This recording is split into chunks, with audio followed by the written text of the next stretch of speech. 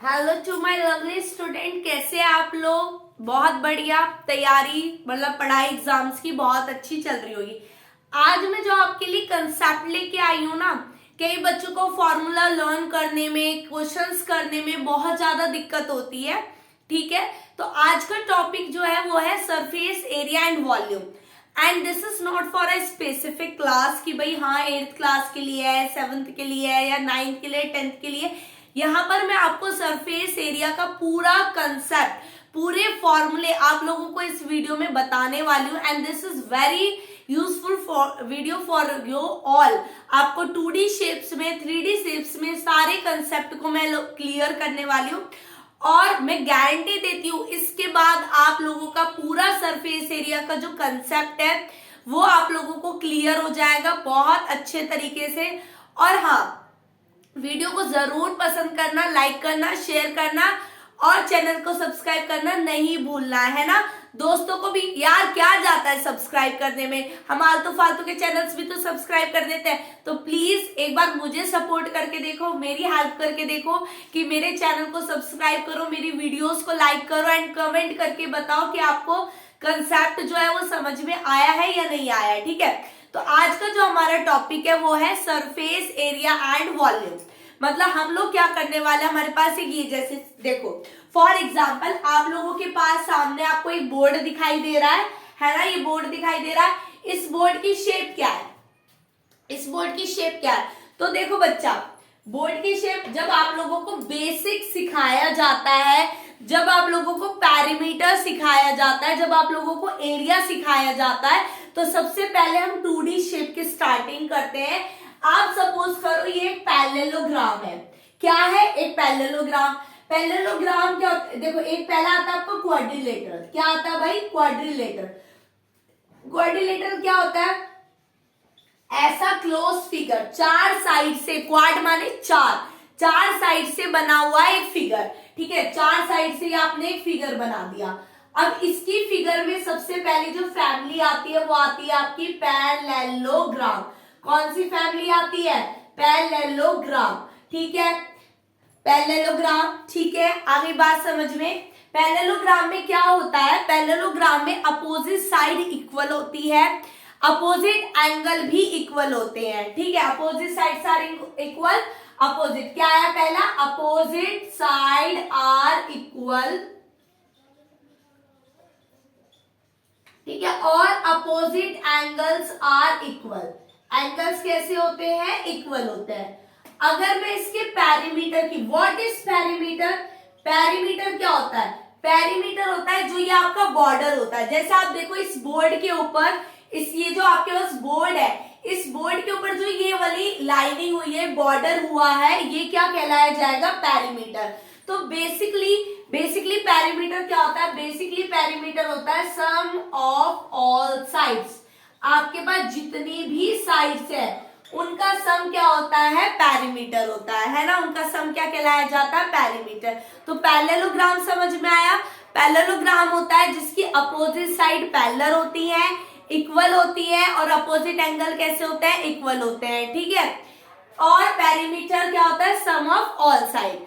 अगर मैं इसके एरिया की, वैसे इसका जो पैरीमीटर होगा, देखो बच्चा, ये होती है आपकी लेंथ, ये होती है आपकी ब्रेथ। ये भी लेंथ हो जाएगी क्योंकि अपोजिट साइड इक्वल, और ये भी ब्रेथ हो जाएगी, सेम रहती है। तो उस हिसाब से अगर मैं इस पे सम ऑफ ऑल साइड करूं, L प्लस B, तो कितना हो जाएगा? 2L plus 2B।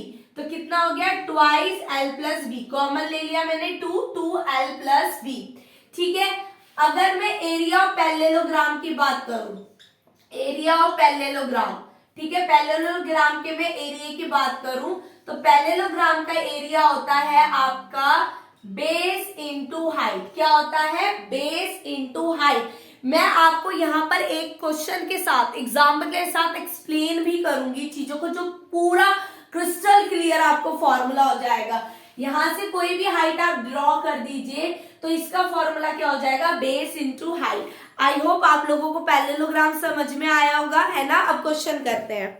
देखो क्वेश्चन है, लेंथ और ब्रेथ पैरेललोग्राम की गिवन है और एक फार्मर जो है फेंसिंग करना चाहता है। ठीक है, तो फेंसिंग के अब फेंसिंग करना चाहता है, फेंसिंग का मतलब होता है फार्मर जो है ना बॉर्डर पे तार लगाना चाहता है। तो बॉर्डर पे तार लगाने के लिए मैंने किसकी बात करी है, पेरीमीटर की। किसकी बात करी है, पेरीमीटर। तो पेरीमीटर का फॉर्मूला क्या होता है, 2l प्लस बी पैरेललोग्राम में 2 5 प्लस 3 8 2 इंटू 8 8 2 जा कितना हो गया 16। तो this is your answer 16 centimetre. ठीक है, अब अगर मुझे बोल दिया जाए कि बेस दिया है आपको 8 सेंटीमीटर, हाइट दिया आपको 3 सेंटीमीटर, एरिया फाइंड करो। तो एरिया क्या होता है पैरेललोग्राम का, एरिया होता है बेस इंटू हाइट। तो क्या हो जाएगा 8 इंटू 3 कितना हो गया 24 सेंटीमीटर स्क्वायर। ठीक है, गॉट इट। अब एक टाइप का क्वेश्चन क्या है बच्चा, मान लीजिए आपके पास पैरेललोग्राम दिया है। अब एक हाइट तो आपको यहां से ड्रॉ करी है, ठीक है 4 सेंटीमीटर की, ये आपका मान लो 6 सेंटीमीटर, और एक हाइट आपकी यहां से ड्रॉ हो रही है, ये तो डायगोनल हो गया सॉरी, एक हाइट आपकी ऐसे ड्रॉ हो रही है, ठीक है, ये 5 सेंटीमीटर की है और ये 7 सेंटीमीटर का, मतलब ये आपको फाइंड करना है। अब इन्होंने ये बोला है कि भाई आपको इसकी ब्रेथ लेंथ दी है, ब्रेथ निकालनी है, ब्रेथ निकाल कर दिखाओ। तब क्या करेंगे, तो तब देखो सबसे पहले हम लोग क्या अप्लाई करेंगे, एरिया ऑफ पैरेललोग्राम। ठीक है, एरिया ऑफ पैरेललोग्राम क्या होता है, बेस इंटू हाइट। बेस क्या ले रही हूं मैं 6 सेंटीमीटर, हाइट क्या ले रही हूं 4 सेंटीमीटर। तो मेरा पैरेललोग्राम का एरिया क्या आ जाएगा 24 सेंटीमीटर स्क्वायर। अब देखो एक ही पैरेललोग्राम की बात हो रही है और एक ही पैरेललोग्राम के अंदर मैं दूसरा बेस ले सकती हूँ, दूसरी हाइट ले सकती हूँ, एरिया तो सेम आएगा। भाई यही फिगर है, यही फिगर है, इसको मैं ऐसे लिखना शुरू करूं या ऐसे लिखना शुरू करूं, एरिया तो सेम आएगा। मान लो मैं इसको घुमा दूं तब भी इसका एरिया तो सेम ही रहेगा।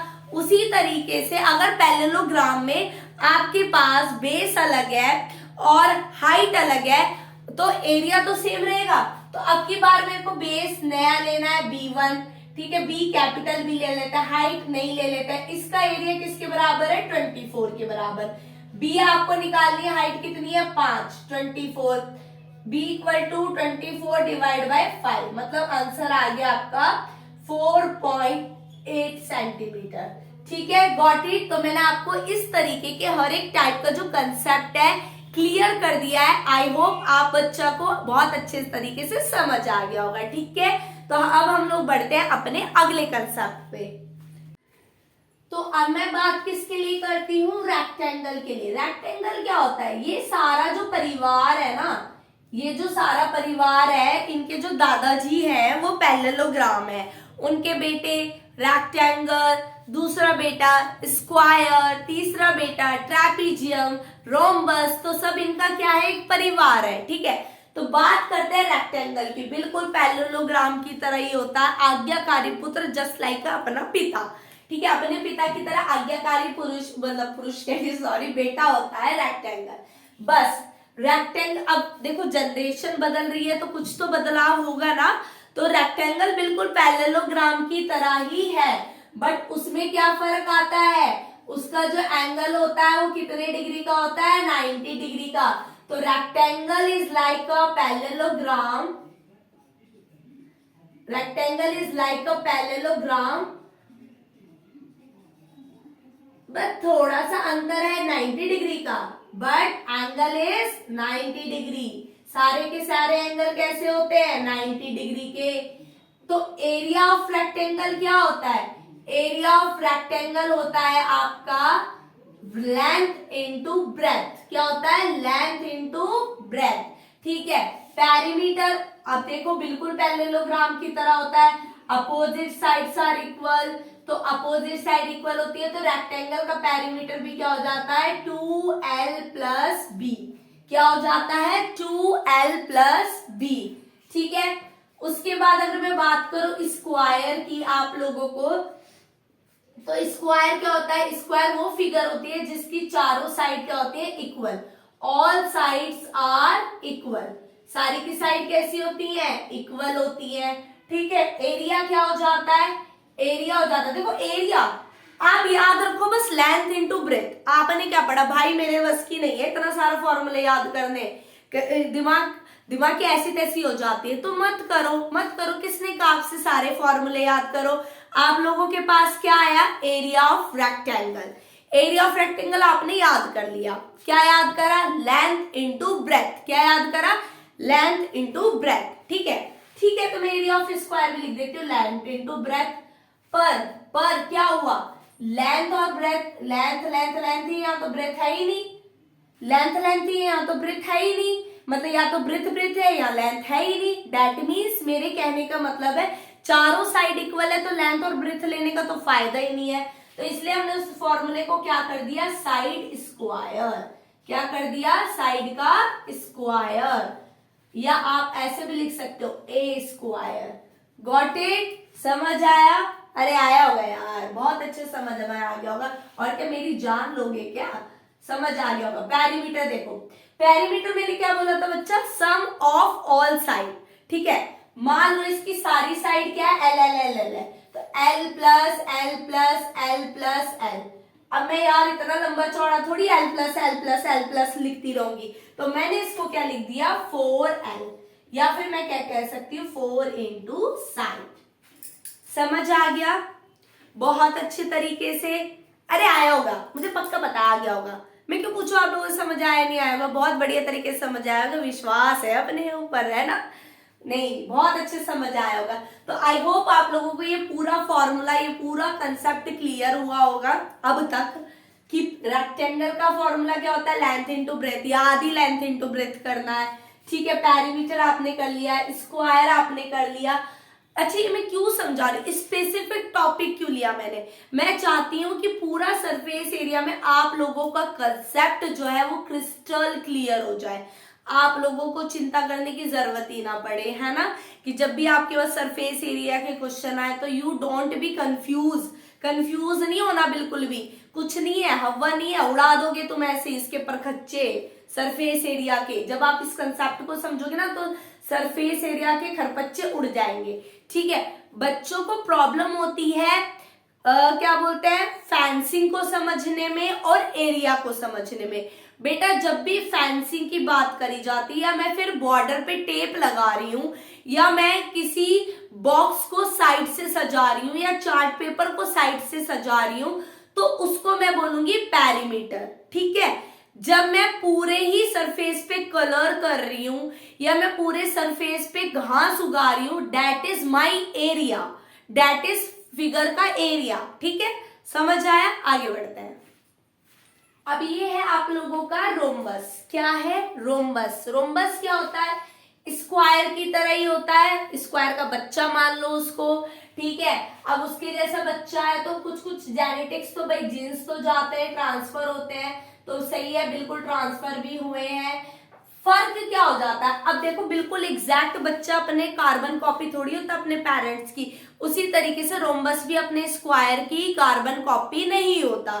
फिर क्या अंतर हुआ? मेन अंतर ये होता है उसकी चारों साइड तो बराबर होती है, लेकिन उसका एंगल 90 डिग्री का नहीं होता। और उसके जो डायगोनल्स हैं, ये जो डायगोनल, डायगोनल क्या होता है? कॉर्नर से कॉर्नर मिलाते हैं, इसे हम क्या बोलते हैं? डायगोनल। उसके जो डायगोनल होते हैं वो उसको 90 डिग्री पे क्या करता है? कट करता है। ठीक है, diagonals bisect each other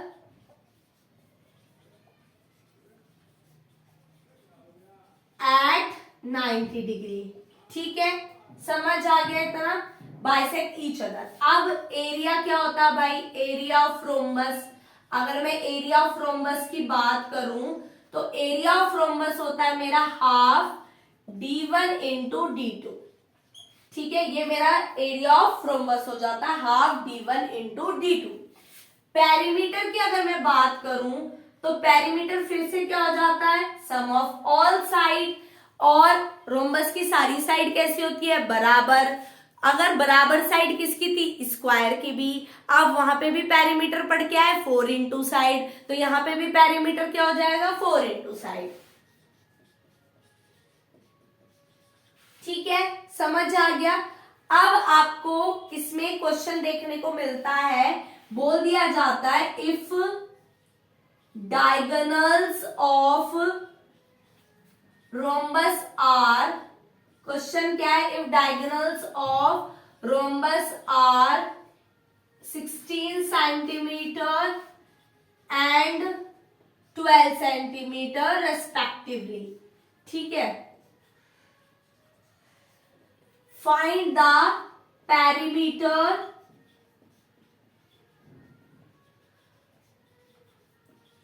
of rhombus. ये आप लोगों को क्या दिया, क्वेश्चन दिया, if diagonals of rhombus are 16 and 12 centimetre respectively, आपको पेरीमीटर निकालना है। भाई पेरीमीटर के लिए क्या चाहिए होता है, साइड, मुझे सारी साइड का सम करना है। अब यहाँ कहीं साइड की बात करी है, नहीं करी है ना, नहीं करी, बेकार, मतलब लोगों ने पागल बना रखा है, संतुष्टि नहीं है। बताओ यहाँ साइड दिया नहीं है, साइड की बात कर रहे हैं, तो हमें क्या करना है, साइड निकालना है। कैसे निकालना है, जैसे आपने ए बी सी डी नाम दिया, यहाँ पे ओ डाल दिया, तो आपने लिया in triangle O A B, O A B triangle लिया आपने, और यहाँ पे देखो 90 डिग्री का है, 90 डिग्री का है, तो मैं क्या करूंगी, पाइथागोरस थ्योरम अप्लाई करूंगी। What is Pythagoras theorem, base square plus height square is equal to perpendicular is equal to hypotenuse. 90 degree के सामने वाला जो साइड होती है वो क्या होती है आपकी, हाइपोटेनियस, ठीक है, तो ए बी क्या है, हाइपोटेनियस, तो यहां लेंगे हम ओ ए का स्क्वायर प्लस ओ बी का square is equal to A B का स्क्वायर। अब ओ ए, ये तो पूरा दे रखा है 16, ओ ए क्या होगा, अभी मैंने क्या बताया, diagonal bisect each other, diagonal एक दूसरे को कट करते हैं, दैट मीन्स आपका ओ ए कितना हो जाएगा 8 और आपका ओ बी कितना हो जाएगा 6, तो 8 का स्क्वायर 6 का square equal to A B square, 64 plus 36 is equals to A B square, 100 is equals to A B square, और A B is equal to कितना आ गया, √100 is equal to 10 centimetre. I hope आप लोगों को पूरा clear हो गया होगा, क्रिस्टल क्लियर है ना। देखो ध्यान से, प्यार से देखना, बिल्कुल प्यार से, है ना, समझ आ गया होगा क्वेश्चन, आप लोग अब आसानी से क्वेश्चंस को सॉल्व कर लेंगे। अगले वाले पे चलते हैं।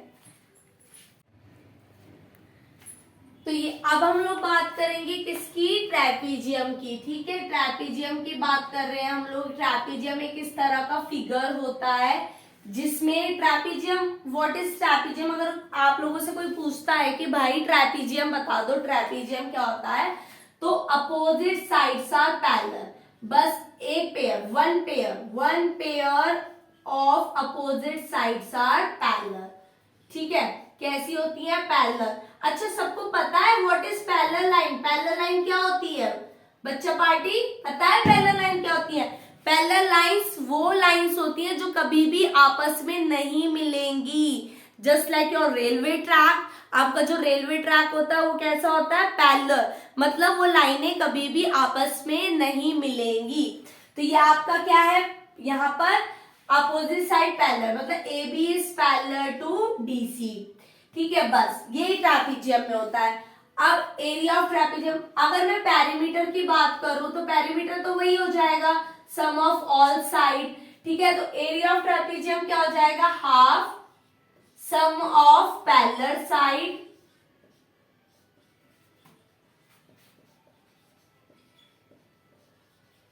इंटू में h, what is h is your height, h क्या होती है, हाइट, किसके बीच की, पैरेलल लाइंस के बीच की हाइट, ठीक है, उसे हम लोग क्या बोलते हैं, हाइट बोलते हैं। तो एरिया ऑफ ट्रैपीजियम क्या हुआ, half sum of parallel side into height.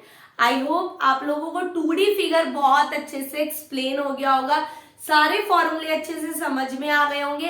अब हम चलते हैं अपनी 3D फिगर्स पर, ठीक है। अच्छा आप लोगों को ना मैं एक क्वेश्चन देती हूँ, एक नया क्वेश्चन, ठीक है, उसका एरिया फाइंड करेंगे।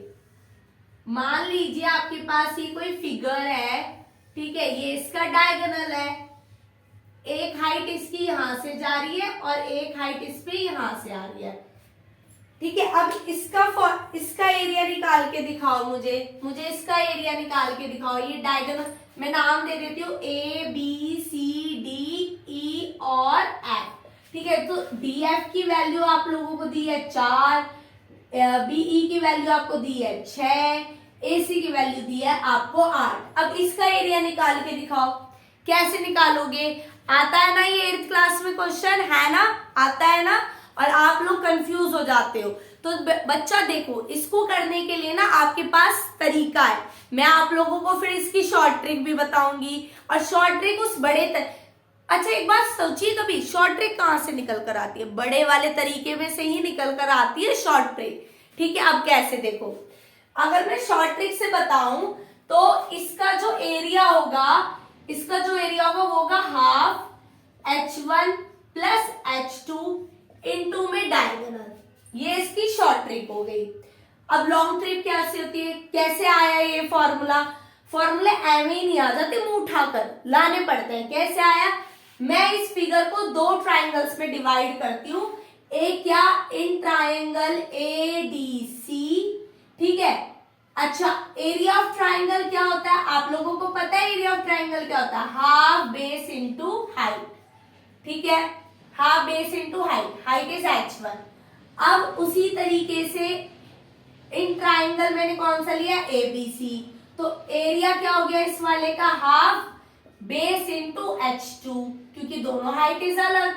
ठीक है, अब अगर मुझे एरिया निकालना है पूरे क्वाड्रिलेटरल का, ABCD का, तो मैं दोनों ट्राइंगल को क्या कर दूंगी? Plus area of ADC plus area of ABC।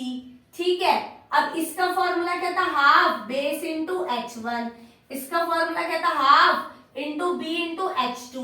अब आप लोग देख रहे हो, हाफ भी कॉमन आ रहा है, B भी कॉमन आ रहा है, हाफ भी कॉमन आ गया, B भी कॉमन आ गया, ब्रैकेट में क्या बचा? H1 plus H2। तो that is your short trick formula ना। और आया कैसे? इस तरीके से। ठीक है, B क्या है? डायगोनल, डायगोनल या बेस है, सारी वैल्यू पुट कर दो। हाफ 6 प्लस 4 इंटू में 8 काटा 4, 6 प्लस 4 10 इंटू 4 40 सेंटीमीटर स्क्वायर। खत्म, फिनिश, खत्म, है ना? कितना अच्छा कंसेप्ट था और हमने कितने अच्छे तरीके से इसको समझा। और मुझे पता है मेरे जितने भी प्यारे स्टूडेंट हैं बहुत ज्यादा इंटेलिजेंट है, बस थोड़ी थोड़ी मिस्टेक्स उन लोगों से हो जाती हैं कि कभी कभार उनको कंसेप्ट क्लियर नहीं होता। आई होप आप लोगों को मेरा पढ़ाया हुआ कंसेप्ट बहुत अच्छे से समझ में आया होगा और आप लोग बहुत अच्छे बच्चे हो, लीजेंड्स हो, आप लोग कुछ भी कर सकते हो, है ना। अगर आप लोगों को कोई बोलता है कि यार फ्री फायर का ये वाला लेवल नहीं क्रॉस होता, तो आप लोग लग जाते हो, नहीं यार हमें तो ये क्रॉस करके दिखाना, हमें तो ये क्रॉस करना ही है। उसी तरीके से आप लोगों में ना पढ़ाई का जुनून भी लाओ कि हम इन क्वेश्चंस को भी कर सकते हैं, हमें सब आता है, वी आर इंटेलिजेंट, बहुत इंटेलिजेंट है हम लोग, है ना। हम लोग एक साथ 6-6 7-7 सब्जेक्ट पढ़ते हैं, तो हमसे ज्यादा जीनियस तो कोई हो ही नहीं सकता। तो आप, आई होप आप लोगों को पूरा जो 2D का कंसेप्ट है वो क्लियर हो गया होगा, है ना, बहुत अच्छे से क्लियर हो गया होगा, माइंड में एकदम सेट हो गया होगा, है ना। चलो अब आप लोगों को मैं अगली वीडियो में 3D का पूरा कंसेप्ट लेकर आऊंगी। ज्यादा लंबी वीडियो नहीं बनानी की है, क्योंकि इसलिए नहीं बनानी क्योंकि आप लोगों के एग्जाम आने हैं, अदर सब्जेक्ट की भी तैयारी करनी है, ज्यादा मोबाइल यूज नहीं करना है, इसलिए हम लोग छोटी छोटी वीडियोस बनाएंगे और जिनसे आप लोगों के सारे कंसेप्ट क्लियर होंगे। बहुत ज्यादा यूजफुल वीडियो आप लोगों की होने वाली है। मेरे चैनल के साथ जुड़े रहिए, दमदार पढ़ाई करते रहिए और अपने मम्मी पापा को बहुत सारा खुशी दीजिए, प्राउड दीजिए, है ना, और टीचर्स को भी प्राउड फील कराइए। और जब तक अपना तैयारी एग्जाम बहुत अच्छे से, अपना ध्यान रखना। Okay, bye bye. और हाँ, चैनल को सब्सक्राइब करना नहीं भूलना है, दोस्तों से भी शेयर करना है कि देखो कितना अच्छा कंसेप्ट हमारा एरिया का मैम ने कराया है। ठीक है, अगले वाले पार्ट में हम लोग 3D फिगर्स की सरफेस एरिया एंड वॉल्यूम लेकर चलेंगे। लेकिन एक बार बताओ यार, यहाँ तो एक टॉपिक रहता है क्या, एरिया ऑफ सर्कल। सर्कल तो हमने डिस्कस करा ही नहीं, तो चलो सर्कल भी डिस्कस कर लेते हैं और सर्कल को भी खत्म करते हैं, क्योंकि 2D में तो सर्कल भी आता है। अच्छा 2D होता क्या है, क्या होता है 2D फिगर, 2D शेप, ये तो आप लोगों ने पूछा ही नहीं, है ना। वीडियो स्टार्ट करने पर भी हमने बताया नहीं, आपने पूछा ही नहीं कि 2D क्या होता है। 2D क्या होता है बेटा, 2D इज मतलब दो डायमेंशन की शेप, जिसके अंदर दो डायमेंशन होते हैं। जैसे देखो यहाँ लेंथ है, यहाँ ब्रेथ है, तो दो ही डायमेंशन है ना, तो ये होती है हमारी 2D शेप। अब हम एक सर्कल और जल्दी जल्दी फटाफट खत्म कर लेते हैं और उसी के साथ हमारी वीडियो एंड होगी, ठीक है।